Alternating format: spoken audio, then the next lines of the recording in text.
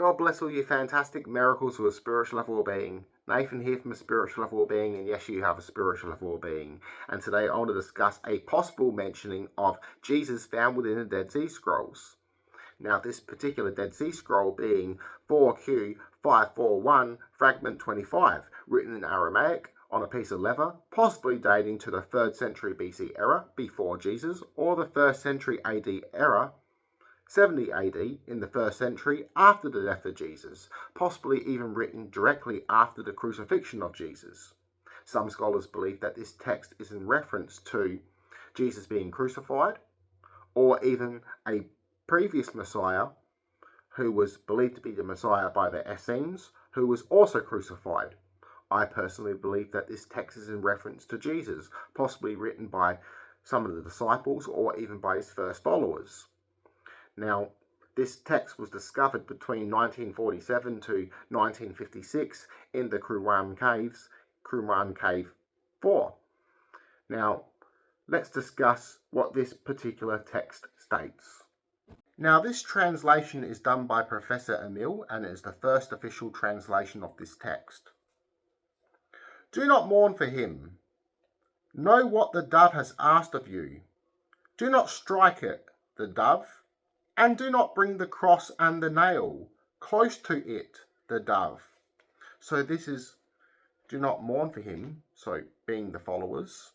Do not focus on the crucifixion or bring the cross and the nail as the enemy does, but rather focus on the light and spread the light as the dove has asked you. Jesus being called the Son of the Dove, which also means, or a wordplay of Son of God. This can be also in reference to Jesus' baptism, as the Holy Spirit descended upon him as a dove. When he was baptized by John the Baptist, some believe that this was when Jesus was adopted by God. Now, this term, son of a dove, is also very Gnostic. Now, it's also very Jewish Christian, very Ebonite, very Nazarene. Now, this can be also reference to Jesus being the son of Mary, the Virgin, or who is also called a dove in the temple, being a temple virgin.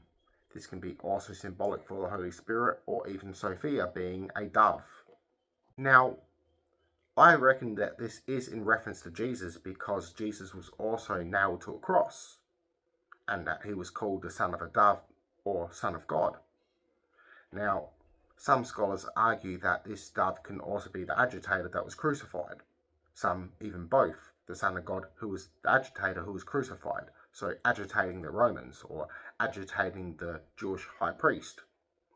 Now, again, this message also seems to be very Gnostic, so to focus on the light, so to spread the light, so again, an inward message of searching within. Now, some scholars also argue over the translation of nail. Some take a more Persian look at the text and state that it means a hawk or falcon, but in Syriac Aramaic, which was spoken during the time of Jesus, it means nail. So it's likely that this text is in reference to someone being nailed to a cross, and it's likely being a son of a dove, being in reference to Jesus. So scholars are divided on this particular text, and I'm not going to tell you what to believe. I just wanted to bring you a little bit of information. So enjoy. I hope you have a fantastic day, a fantastic night, full of blessings and miracles. God bless.